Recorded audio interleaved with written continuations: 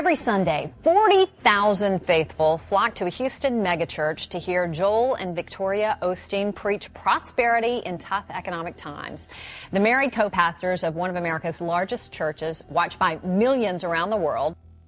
Joel Osteen went from behind-the-scenes TV producer to leading the largest church in America, with millions tuning in worldwide. But beneath his polished smile and uplifting messages lies a deeper tension. Massive wealth, shrinking attendance, and fierce criticism are casting shadows over his once unshakable ministry. How does a pastor preaching hope and prosperity face such scrutiny? And can his message of blessing withstand growing doubts about where the money goes, what's preached, and how his church responds to crisis? The rise of Joel Osteen. Joel Osteen's path to becoming one of America's most recognized pastors was anything but straightforward.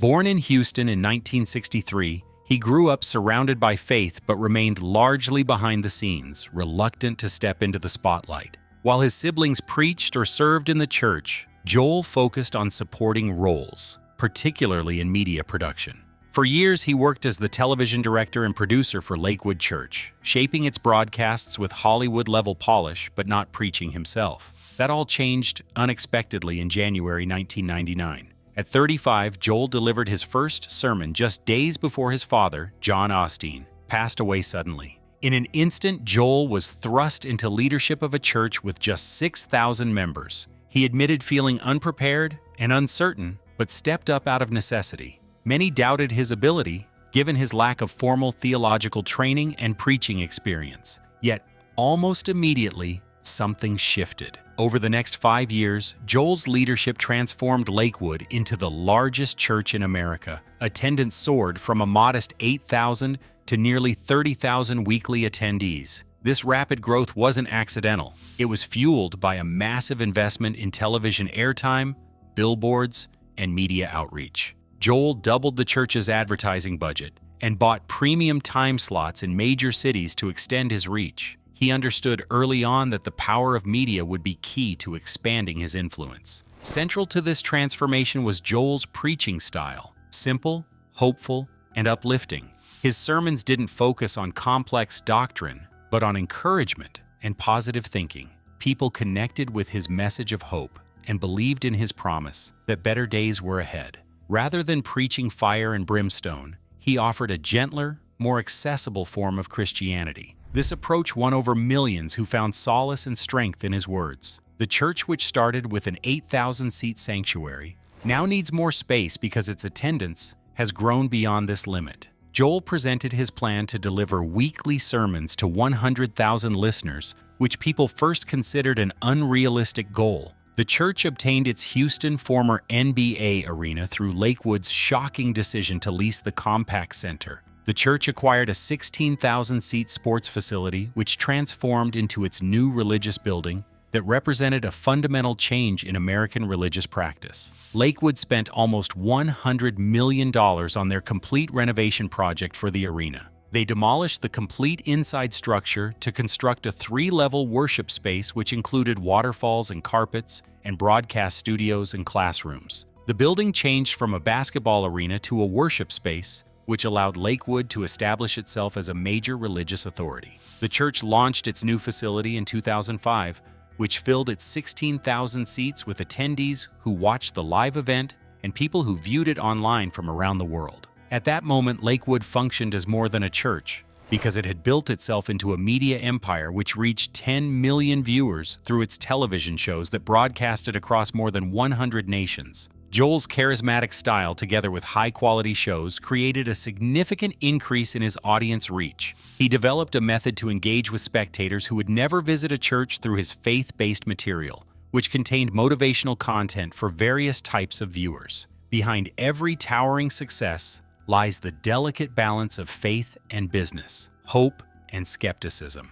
As Joel Osteen's influence swelled, so did the tensions beneath its shining surface. Building a media empire. Joel Osteen understood early that faith alone wouldn't build a nationwide following.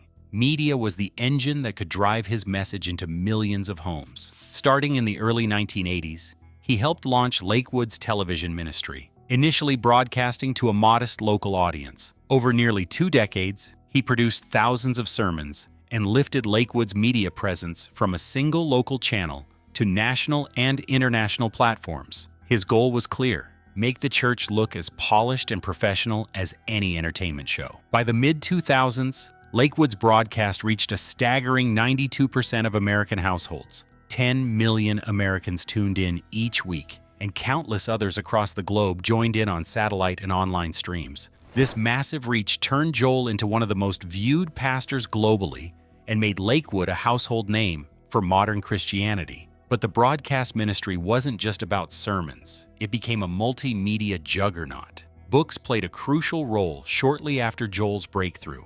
His 2004 release, Your Best Life Now, became a cultural phenomenon, selling over 4 million copies worldwide and remaining on the New York Times bestseller list for nearly 4 years. The book's simple, motivational style combined faith with practical self-help advice, broadening Joel's appeal beyond traditional churchgoers to secular audiences hungry for hope and personal growth. This success catapulted him from pastor to author celebrity overnight. Joel didn't stop with one book. He authored over 15 titles, with more than half becoming national bestsellers. His 2005 book, Become a Better You, earned him an estimated $13 million in royalties alone. Alongside book sales, his live events flourished into large-scale productions, selling out arenas in major U.S. cities and overseas, laying the groundwork for what would become the Night of Hope tour. The Night of Hope event established new ways to experience faith because it transformed small gatherings into full concert events,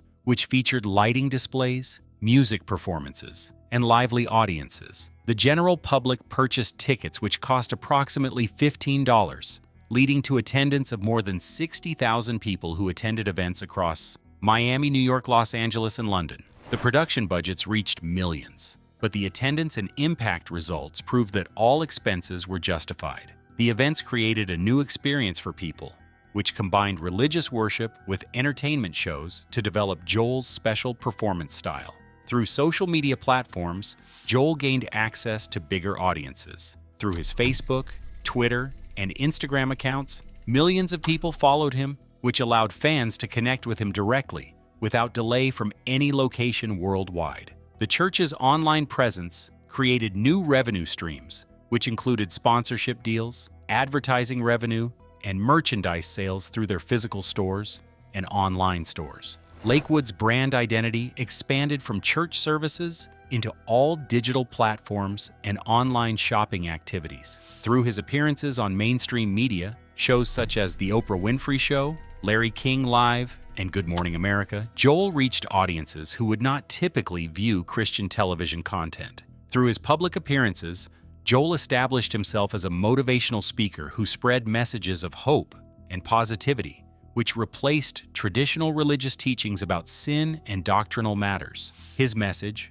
which he delivered with precision, received positive feedback from his supporters while drawing negative responses from his detractors. No empire, no matter how well crafted, can escape scrutiny forever. The seeds of tension were quietly sowed as Joel's message and methods reached the masses. The prosperity gospel message. Joel Osteen's preaching centers on a message of hope, personal empowerment, and prosperity. Ideas rooted in the prosperity gospel tradition.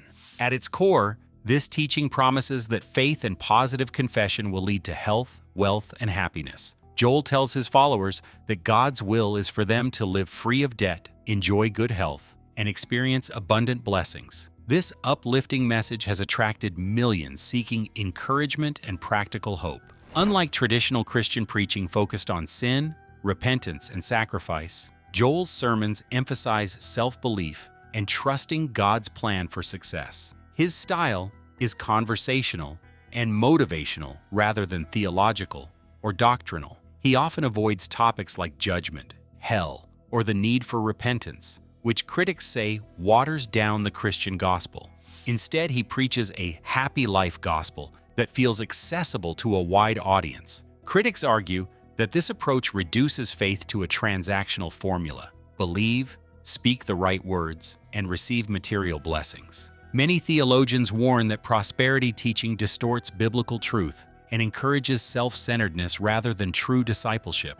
They caution that it can foster a sense of entitlement and blame believers for their hardships, implying failure to prosper means a lack of faith. Joel's own words reflect this mindset. He once said that God's will for believers is to be healthy and debt-free all their lives. To followers, this promise offers hope in difficult times. But to detractors, it paints an unrealistic and potentially harmful picture that discounts suffering and the complex realities of life. The controversy over prosperity theology is long-standing but has intensified with Joel's massive platform. The message he delivers extends beyond his religious teachings to reach cultural audiences. His positive messages and useful guidance establish his teaching methods which attract people from beyond Christian communities. His books and speeches function as self-help materials, instead of religious texts which attract readers who seek inspiration instead of church teachings. The broad appeal of his work has enabled him to create one of today's largest religious movements.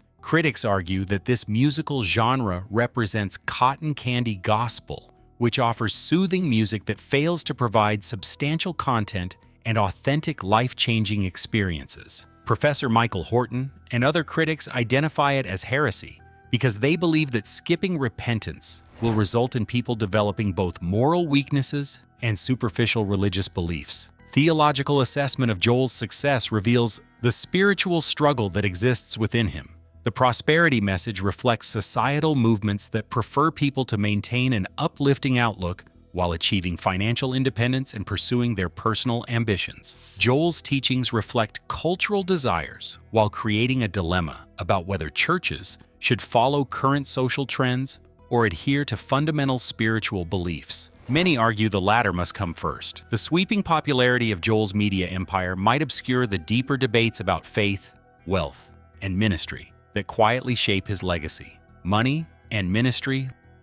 Lakewood Church operates on an estimated annual budget of $90 million, a massive sum that positions it among the wealthiest religious organizations in the country. Yet a closer look at how those funds are allocated reveals striking imbalances that raise eyebrows. Only about 1.3% of the budget, roughly $1.2 million, is dedicated to missions and outreach programs aimed at helping the poor and vulnerable. This leaves the vast majority of resources funneled into weekly services, media production, administrative expenses, and elaborate events like Joel Osteen's Night of Hope tours. Joel himself has not taken a salary from the church since 2004. The bulk of his wealth comes from book royalties, speaking engagements, and a sprawling merchandise business linked to the Lakewood brand. With net worth estimates ranging from $40 to $60 million, he lives in a $10.5 million mansion in Houston and owns a second home valued at around $3 million.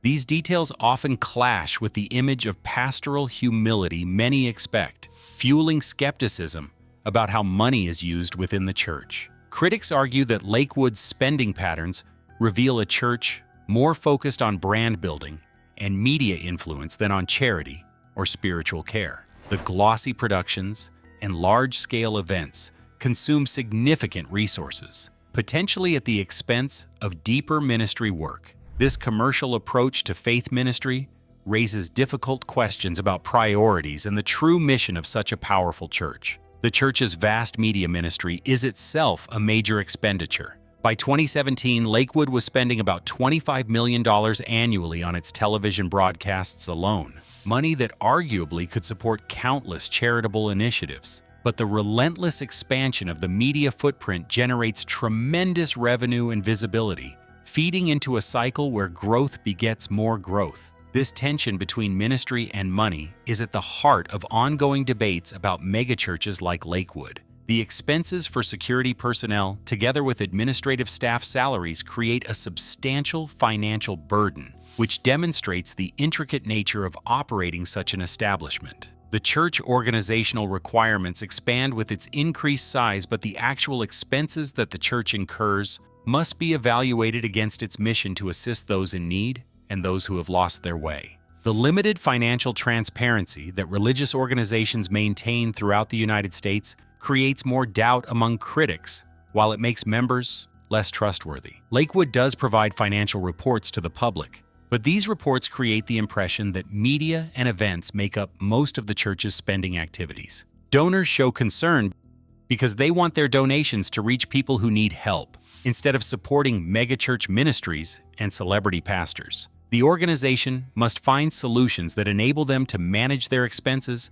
while achieving effective outreach that meets both their religious and moral obligations. Joel Osteen's ministry model creates a complex situation that shows how faith and fame and financial matters intersect. The organization generates significant revenue through its worldwide audience and its base of millions. But this expansion raises questions about how it manages its financial resources. People see Osteen's achievements as proof that he successfully transmits messages of hope, while others view his success as a warning about the dangers that arise from prosperity gospel teachings. This financial imbalance sets the stage for deeper accusations and public backlash revolving around transparency, accountability, and the very heart of ministry. Public controversies and criticism. Lakewood Church and Joel Osteen have weathered numerous public controversies that have cast shadows over their glittering image. Perhaps the most explosive moment came during the COVID-19 pandemic,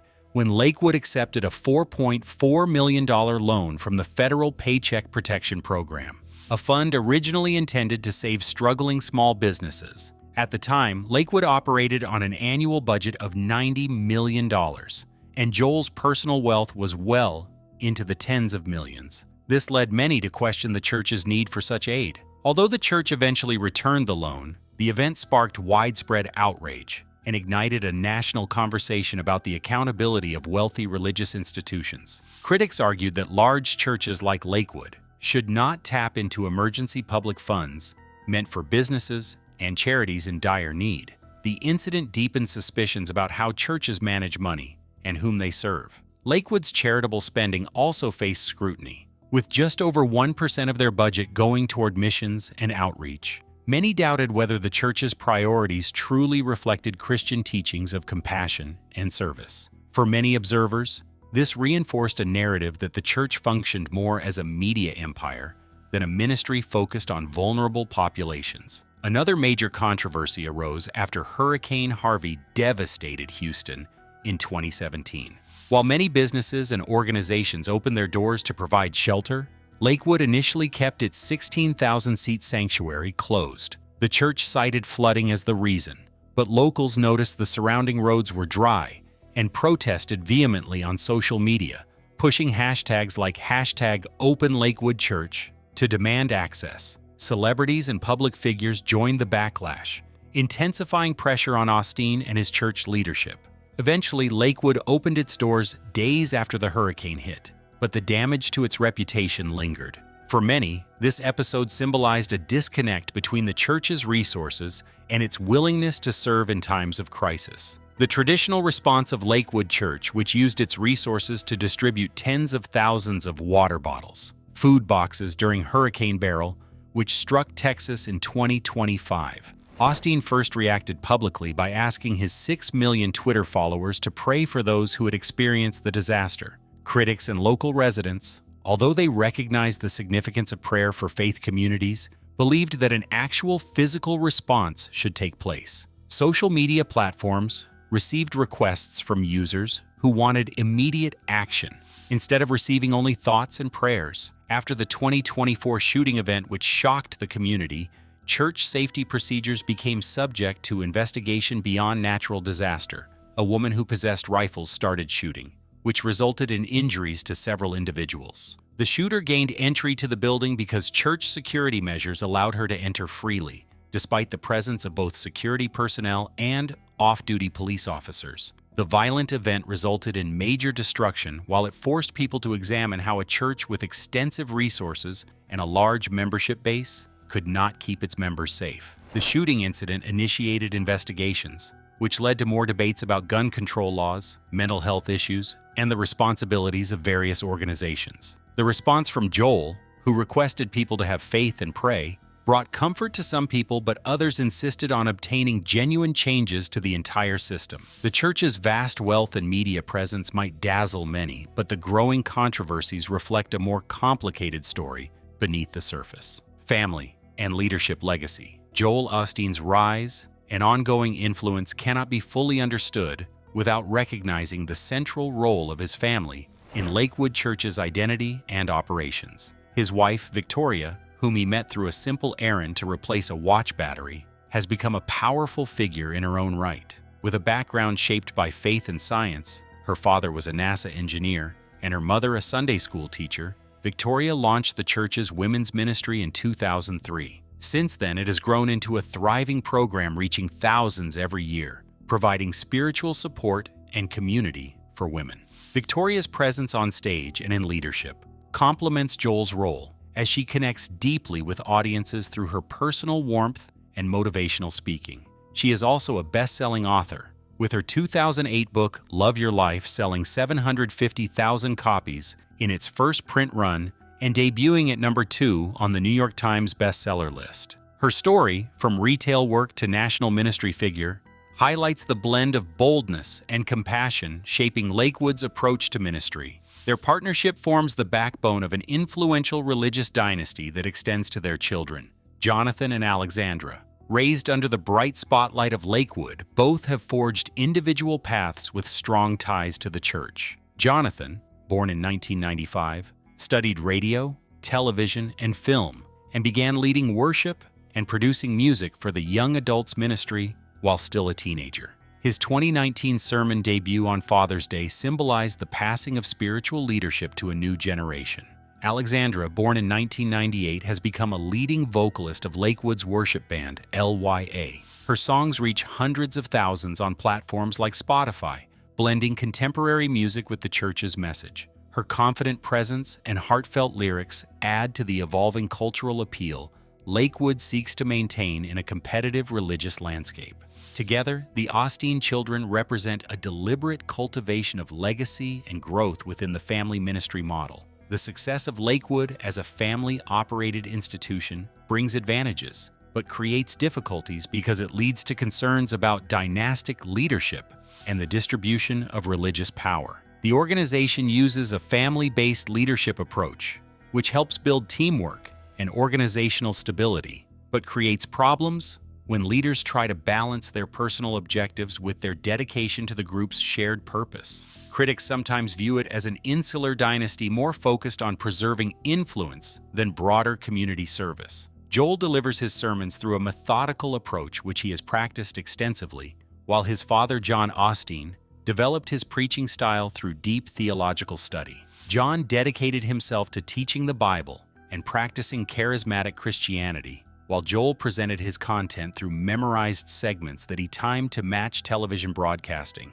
Traditional pastors who fear that entertainment will replace essential elements of their ministry work are finding it challenging to deal with this presentation style which seeks to impress audiences. The Osteen family has led Lakewood Church through successful leadership because they have maintained their power during the church's transformation into a megachurch active operation. Their ability to create media content and manage their personal images has maintained the church's presence in public view while religious trends have changed. The public attention they receive leads to thorough investigations about their intentions and their management of church resources. No institution can shield itself from the flaws of leadership, especially when security and safety become a paramount concern. Security failures and community impact. The tragic shooting at Lakewood Church in February 2024 was a stark reminder of vulnerabilities even in the largest and seemingly most secure religious institutions.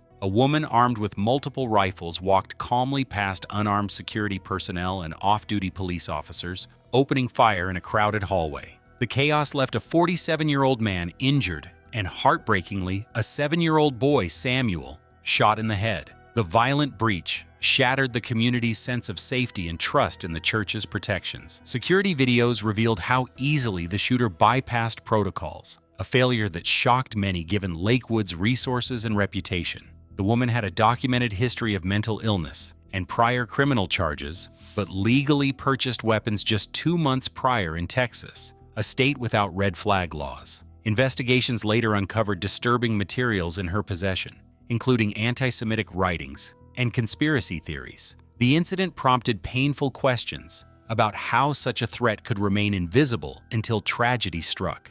The aftermath focused attention not only on the initial security lapses, but also on the broader systemic failures that allowed a mentally ill individual access to deadly firearms. Community members and external observers called for more robust protections, mental health interventions, and legislative changes to prevent similar tragedies. Yet Joel Osteen's response centered mainly on faith, prayer, and encouragement to not shrink back, a message that many felt sidestepped the deeper societal issues at play. Victims and families struggled with grief and frustration, especially as public scrutiny intensified around the church's role in ensuring safety. Samuel's grandmother, a rabbi by background, became an outspoken advocate for gun control reform and mental health awareness, joined by other faith and community leaders demanding tangible change. Her voice symbolized a community grappling with the limits of faith when confronted by real-world violence. The shooting incident created internal uncertainty at Lakewood about their methods for safeguarding protection during large religious events. The massive multimedia ministry needs security protection to handle its 45,000 weekly visitors, which creates both operational difficulties and financial demands. The church's previous dedication to media and brand development has drawn criticism because it diverted essential resources that should have been used for physical security improvements. The previous incidents created a tense situation. A church usher forcibly took away a car seat from a baby, which caused injuries to a family in 2014. This incident, which ended with private resolution, showed how organizations fail to protect their most defenseless members. The church's extensive financial resources create uncertainty about their ability to provide proper care and safety for their congregation. The security breakdown at Lakewood reveals fundamental challenges that megachurches face when they manage large crowds together with their important leaders and their complicated internal systems. The system needs to find a way to open its doors to people while keeping them safe. This task becomes harder because of the unpredictable, dangerous elements which exist in today's world. As the church faces this reckoning, it must now also wrestle with the changing demographics and expectations of its congregation, especially among younger generations seeking different forms of meaning and community. Challenges from a changing culture. Lakewood Church stands at a crossroads as the religious landscape shifts beneath it, with younger generations turning away from traditional church experiences. Millennials and Gen Z, who make up a significant portion of the population, are attending church at record lows. Only 16% of millennials and 15% of Gen Z participate regularly. These statistics highlight a growing cultural gap between what institutions like Lakewood offer and what younger people seek in spirituality and community. Many of these younger believers crave purpose and authenticity, but are skeptical of large, flashy productions and prosperity messages that seem disconnected from real-world struggles. They want faith communities that actively engage with social issues, foster meaningful relationships, and embrace digital culture in genuine ways. This generational shift challenges Lakewood's established model that has long emphasized polished media events and uplifting but generalized teachings. Digital faith movements and small groups focused on activism and social justice are emerging as alternatives for millennials and Gen Z. These groups emphasize personal connection, community service, and embracing questions about doubt, diversity, and inclusion.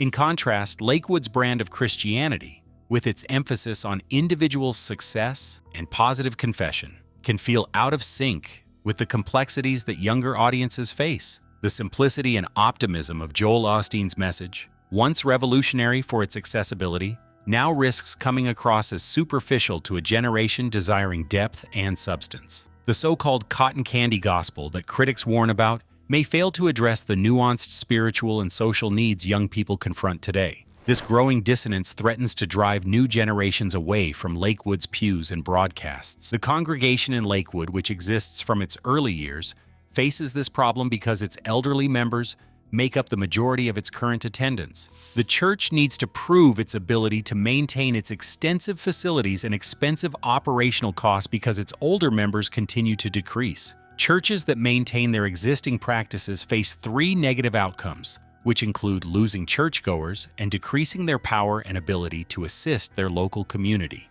Lakewood needs to create new ways to connect with people because its current communication methods require improvements. Organizations have encountered difficulties in their efforts to create common ground between both groups. Lakewood operates a vast online presence, yet its research shows that the church uses standard television methods to distribute its prearranged services and public functions. Young people today prefer active and hands-on environments that give them opportunities to share their uncertainties and work together to develop social projects and advance their own personal development. The church needs to change its current practices because its existence depends on maintaining current trends. The two sides experience a theological separation. Millennials and Gen Z increasingly favor faith that acknowledges complexity, embracing questions of suffering, justice, and systemic problems over simplified prosperity teachings. People develop a tendency to reject teachings that present faith as a pathway to financial prosperity